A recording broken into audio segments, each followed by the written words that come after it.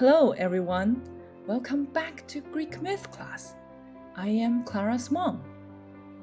Today we will continue the adventures of Odysseus and see how many other places he had traveled to before going back home. In our last video, Odysseus' men opened the bag of winds and all of them have been blown back to Iola's palace from Ithaca. Odysseus was heartbroken, but he still went into the palace and told the wind god about what had happened. Odysseus asked the wind god for help again. However, Iolaus refused to help him. He said, "You must be cursed by Poseidon," he says. "Please get out of my island as soon as possible. I don't want to get into trouble." Odysseus and his men set sail again.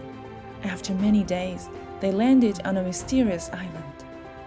Some of his men went inside the island and stepped into a house, but they didn't know that it was the house of Circe, a very powerful sorceress. She welcomed them, but secretly cast a spell that turned Odysseus' men into pigs. Odysseus, after a long wait, went inside the island looking for his men. But on his way to Circe's house, Hermes stopped him and gave him a magic herb. When Circe found out that her spell had failed on Odysseus, Odysseus assured Circe that they would not disturb the island and convinced her to turn his men back into humans. After spending a year in Circe's island, Odysseus wanted to leave. Circe warned them about the Sirens, the creatures who lured sailors to forget about their destinations with Sirens' beautiful voices.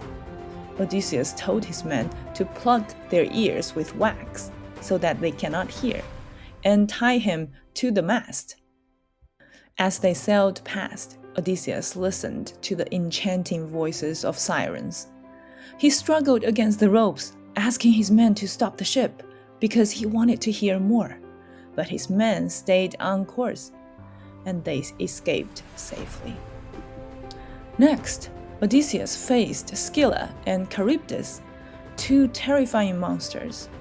Scylla has 6 heads, and Charybdis was a giant whirlpool that could swallow an entire ship. Odysseus chose to sail close to Scylla to avoid the whirlpool. After many trials, Odysseus and his crew reached the island of Helios, the sun god. Odysseus warned his men not to harm Helios' sacred cattle, but while he was asleep, his men disobeyed him out of hunger. They killed some of the cattle and ate the meat. They promised that they would sacrifice to Helios after they have arrived home. The sun god Helios was furious and demanded that Zeus punish Odysseus' men. When they set sail again, Zeus struck their ship with a lightning bolt. The ship was destroyed, and only Odysseus survived. Odysseus drifted until he reached the island of Calypso, a beautiful nymph who fell in love with him when she saw him. She kept him as her guest for many years and treated him very well. But Odysseus longed to return home to Ithaca.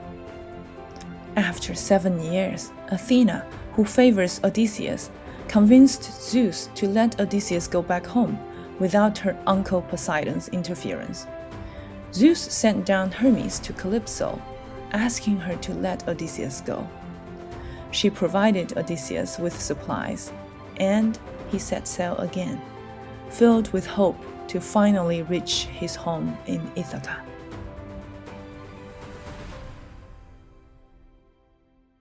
Thank you for watching. If you like this story, please give a thumb up, leave me a comment, share it with your family and friends, and subscribe to the channel. Thank you. Goodbye.